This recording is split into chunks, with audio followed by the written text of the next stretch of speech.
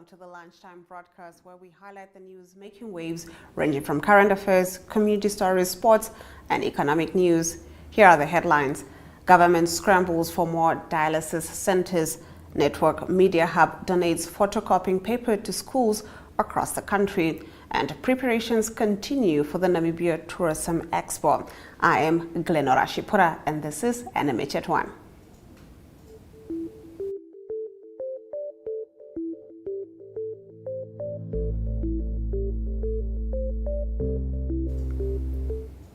In our midday news update, preparations are underway for the Namibia Tourism Expo set to kick off this week.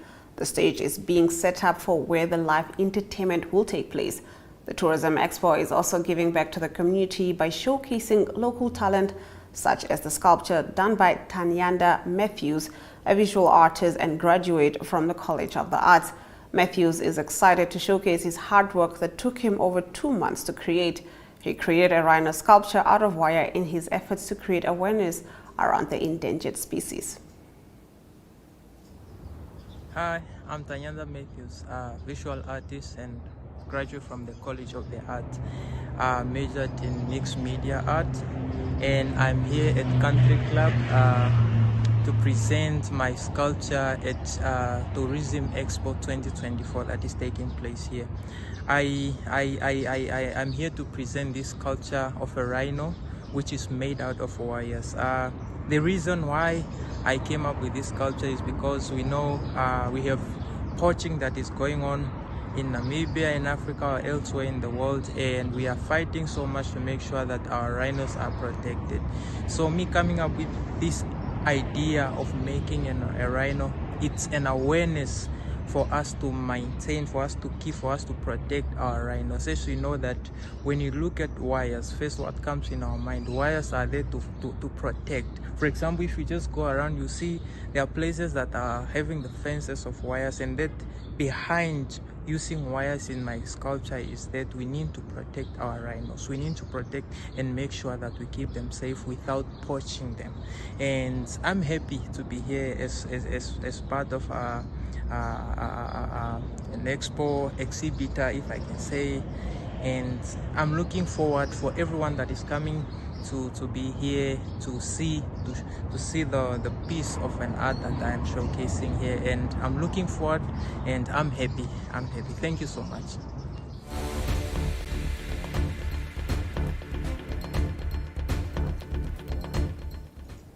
Visual News highlights local stories from across Namibia. Right after the break, we delve into that.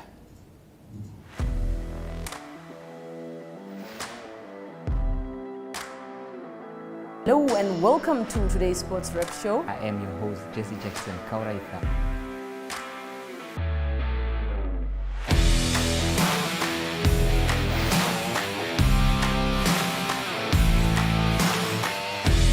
In replay, Namibia, who had won the toss for the first time on this tour. Good day everyone, time for international sports news, starting off with tennis news, both on the WTA for women's and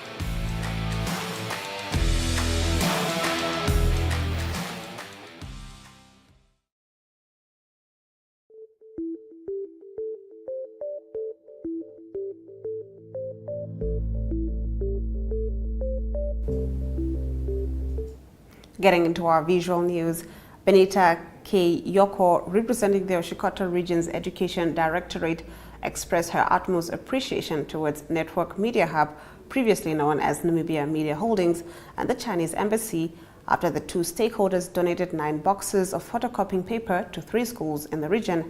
This donation handover took place at the Oshikoto Education Directorate offices in Ondangwa. The initiative is extended to all 14 regions.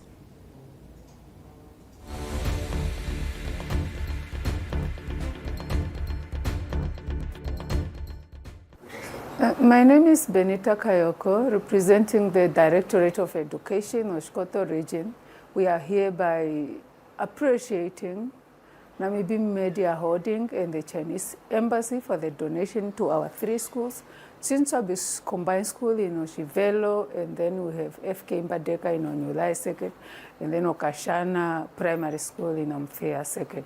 We really appreciate this donation, and we really see that the two companies are appreciating or acknowledging the Sustainable Development Goal, particularly Goal 4, ensuring quality education, and also Goal 17, which strengthen the partnership.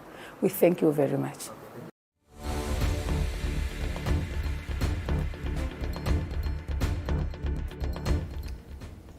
That concludes our visual news segment. Moving on, the newspaper review takes us into top stories in Namibia's daily newspapers right after this.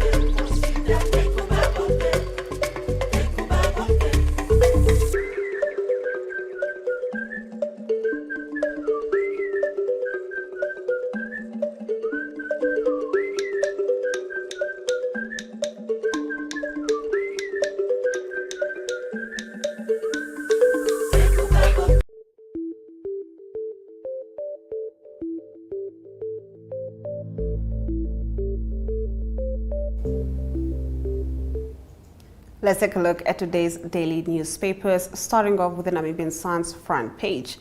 We have to put money together for fuel and travel in a group from Toursim to the nearest dialysis facility in Ashwarongo, which is about 170 kilometers away. We do these 3 times a week. These are the words of former parliamentarian Angel Nawatiseb as he narrated to Namibian Sun the extent of the financial, physical and mental drain patients who suffer from kidney-related diseases have to go through because of a lack of dialysis facilities across the country. Nawatiseb has been a hemodialysis patient since 2021 after having developed kidney complications caused by COVID-19.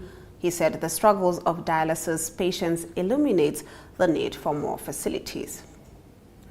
Moving over to page 3 of the Namibian Sun, as several local tertiary institutions prepare to add courses on green hydrogen to their offering basket, the Namibia Qualifications Authority has set in motion plans to ensure that the country's qualification framework is in place.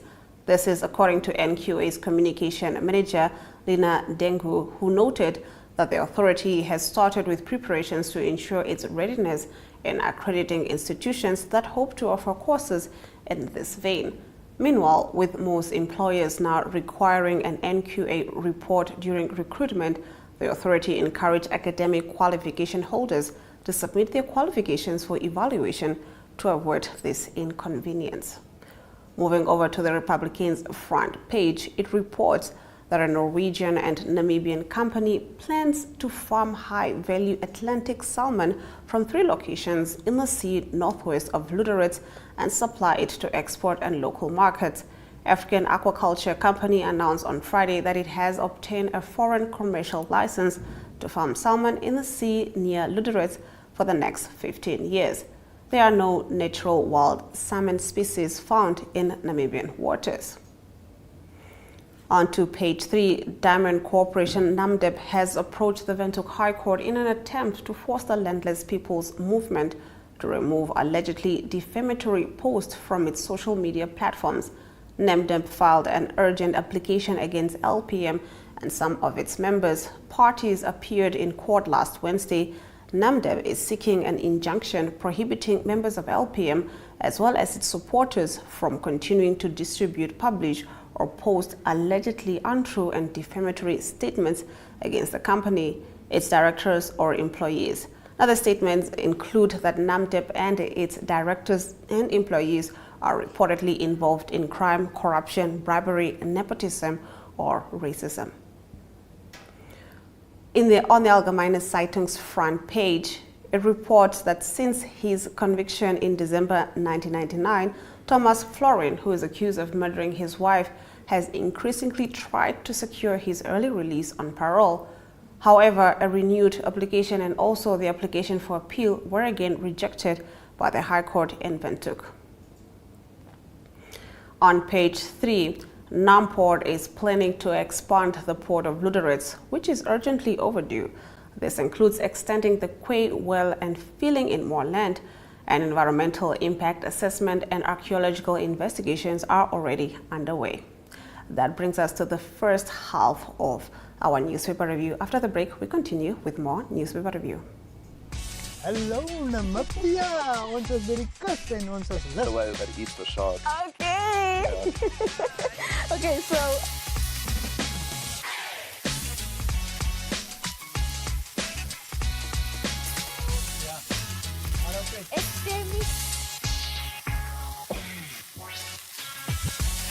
yes, please, today you make sure that we are fed.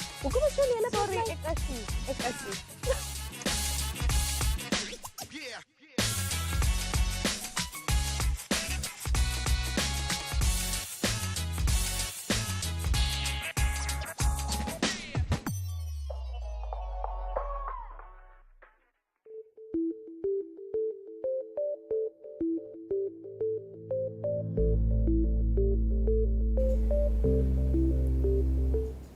Still with a newspaper review, the Namibian's front page reports social justice activists say Namibian banks found guilty of credit and debit card user fees price fixing should be punished.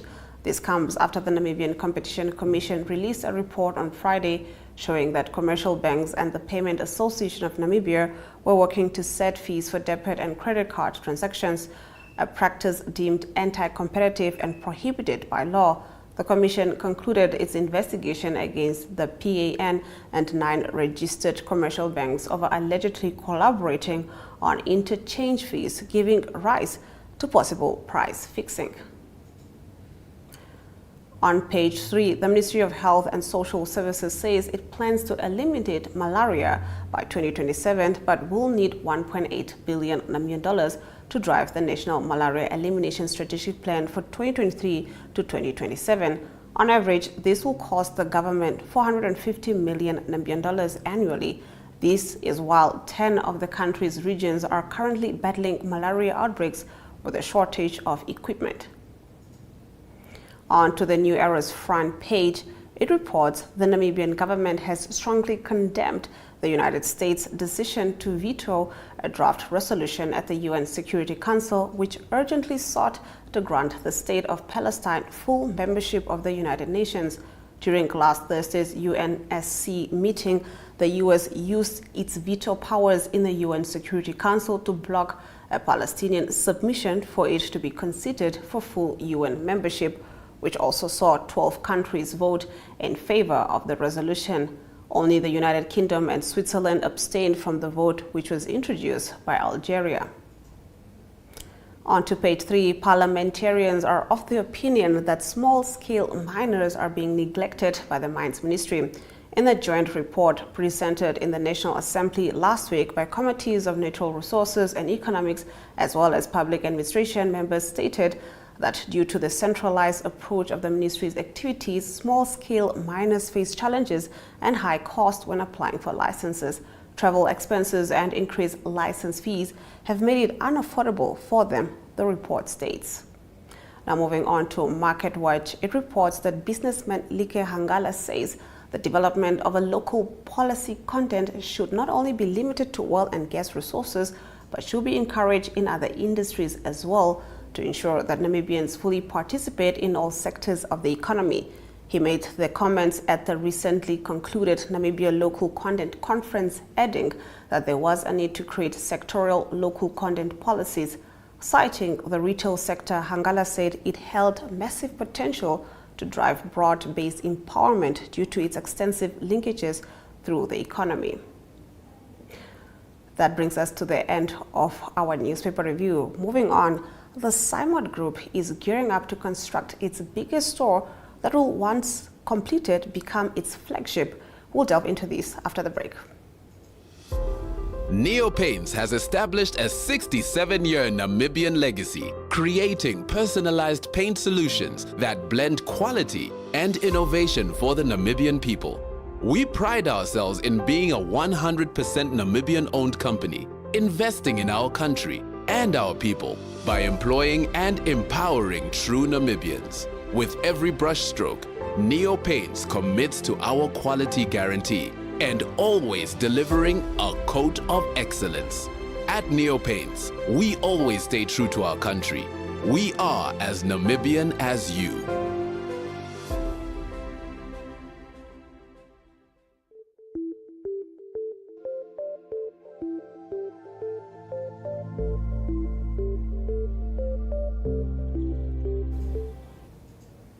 Getting into our economic news, the Simon Group is gearing up to construct its biggest store that will, once completed, become its flagship. This is according to Group Chairperson Axel Toursim, who said despite prevailing market conditions, they still have confidence in the Namibian economy. He expressed his pride in the Simon Group's decision to invest in a sizable project during times when the market is generally very hesitant to take on longer-term debt, let alone make significant investments in Namibia's growth. Currently, the project stands at around 65% completion, with the opening of the Simon flagship shop envisaged for mid-October, Toursim said. Now, the project is earmarked to be completed in 2 years, he added. The new branch is strategically located next to the Grove Mall Shopping Center in Windhoek. Managing Director of Namibia Construction, Hans-Peter Skoors, said he was very pleased to have been appointed alongside numerous Namibian subcontractors for this project. Once completed, 4,545 cubic meters of concrete will have been used, with 450 tons of reinforcement and around 595,000 bricks. The specially designed unique steel roof structure alone weighs 70 tons. The new Simon flagship will not only be at retail space, but will also feature ample safe customer parking. It has been designed to excel in both customer experience and convenience, Toursim said. Let's now take a look at our indicators.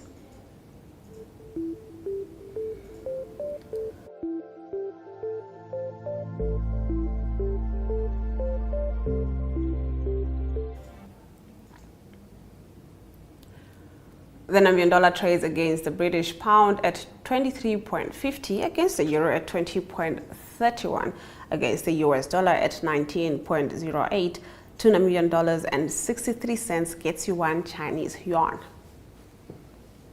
On the Namibia Stock Exchange, Namibia Breweries Limited went up at 0.03%, while First Rand Namibia Limited went down at 0.50%. Leschacher Holdings also went up at 2.50%.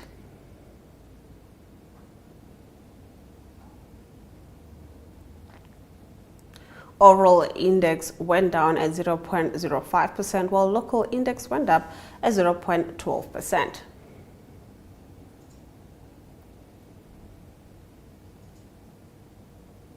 On the commodities market, copper went up, while gold, platinum, and Brent crude oil went down. Brent crude oil trading at 0.30%, going for $86 and 86 cents per barrel. Welcome to My.NA Cars, your ultimate destination for everything automotive. I am your host, Diana Master. Teamwork makes the dream work, right? Discover the latest models, innovative technologies, and expert insights from our passionate hosts. Learn essential maintenance tips and get exclusive behind-the-scenes access to the automotive industry. Don't miss My.NA Cars on NTV every Thursday at 2100 hours. Tune in and ignite your passion for automobiles.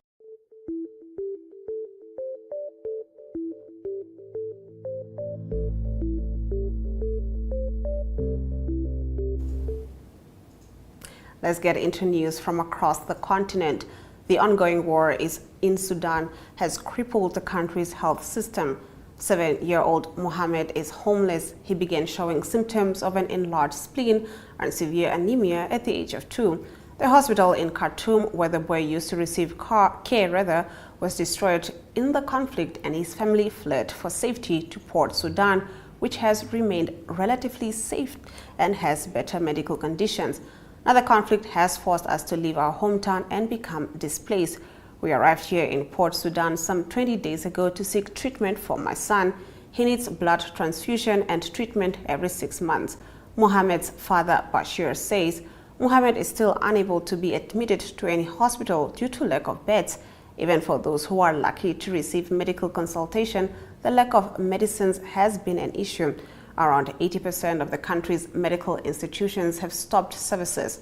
We are facing a sharp increase in demand for medical services, and we're facing a huge challenge in terms of our drug reserves and technical capabilities, Ahlaman Abdel Rasul, the Minister of Health of the Red Sea state where Port Sudan is located, says. Antibiotics, painkillers, oxygen and blood in particular have been depleted in most of the hospitals. Moving on into our next story, the Nigerian army has vowed revenge for the killing of 6 soldiers who were ambushed while on a peace mission in the central state of Niger last week.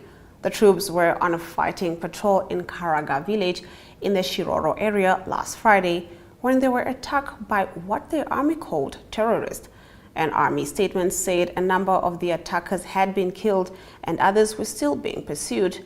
It vowed that the unfortunate setback would be avenged by the troops. The slain soldiers included 2 senior officers and 4 other personnel, according to the army. 2 officers were injured during the attack. The army has not confirmed local reports that 1 officer was abducted. It is not clear who was behind the ambush, but armed gangs known locally as bandits have been blamed for targeting security forces in recent attacks. Now, after this short break, we'll be taking a look at our international news. Hi, Kambaripa. Hi, Melissa. You look upset. Is everything okay? A healthcare worker refused to attend to me because I visited the healthcare facility without a guardian. Healthcare workers are not allowed to do that. This sounds like a job for your shield of survival. Huh? Your rights, they're your superpowers. Your shield of survival is your right to life, health, nutrition, shelter, and an adequate standard of living. For more information, contact the Children's Advocate Namibia in the Office of the Ombudsman on 061 20 73 111. Send us an SMS on 20401. SMS costs 40 cents. You can also send us a message via our Facebook page. Remember, the services of the Children's Advocate are free of charge.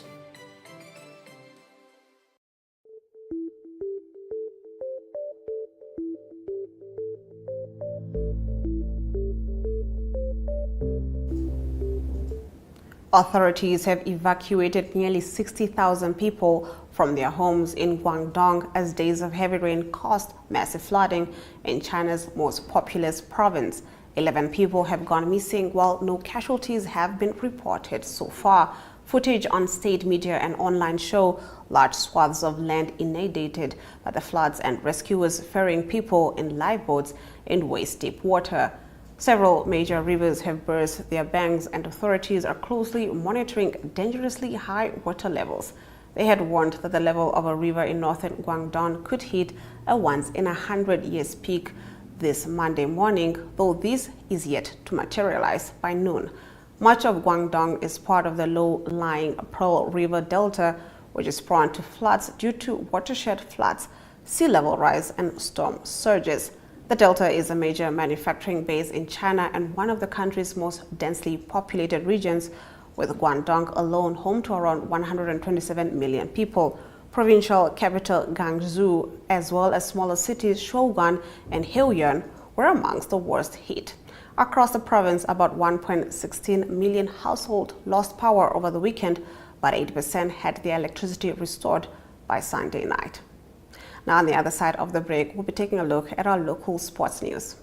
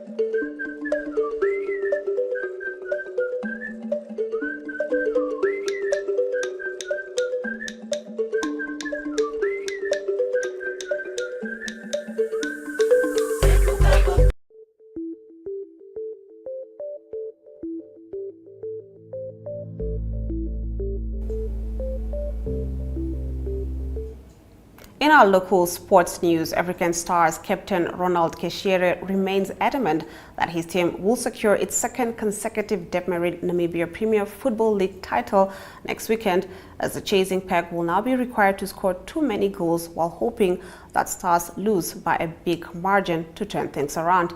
Regaining title holders Stars and Ongos FC played to a 0-0 stalemate yesterday afternoon at the Independence Stadium in the second last match of the season.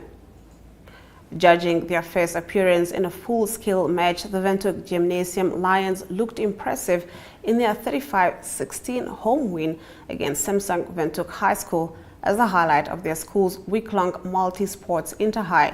Head coach Maurits Therion, assisted by Jaco Engels, Janamen Brandt and Friki Martens, will take the gymnasium first rugby team on a tour to Japan this week, where they will contest the Senex World Rugby Youth Tournament. The second leg of the National Motocross Championship on Saturday at Galena, north of Windhoek, was certainly one of the toughest events in recent times. 42 drivers made the pop in the 8 different classes, and the king of the dust was once again one for the books. The talented Johan de Vos, racing in the junior 125cc class, crossed the finish line second after Mark Stegnall with Siggy Peck third. After this short break, we'll be taking a look at our international sport news.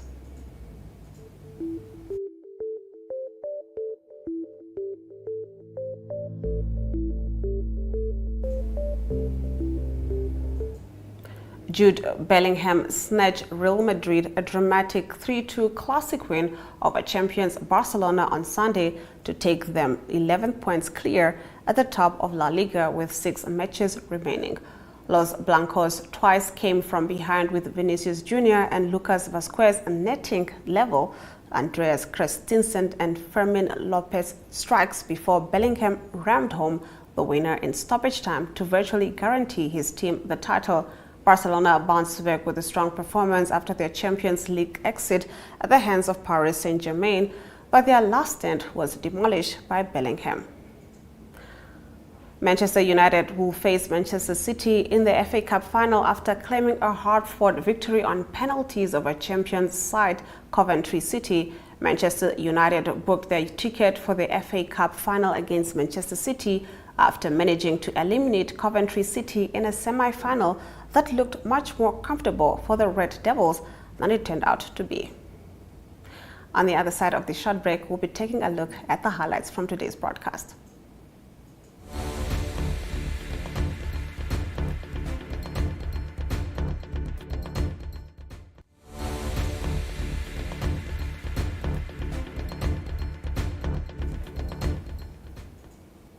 Here are the highlights from today's broadcast. The ongoing war in Sudan has crippled the country's health system. Authorities have evacuated nearly 60,000 people from their homes in Guangdong as days of heavy rain caused massive flooding in China's most populous province. And African Stars captain Ronald Keshere remains adamant that his team will secure its second consecutive Debmerit Namibia Premier Football League title next weekend. And that brings us to the end of the broadcast. Thank you for joining NMH at 1 today. I am Glenora Shipura.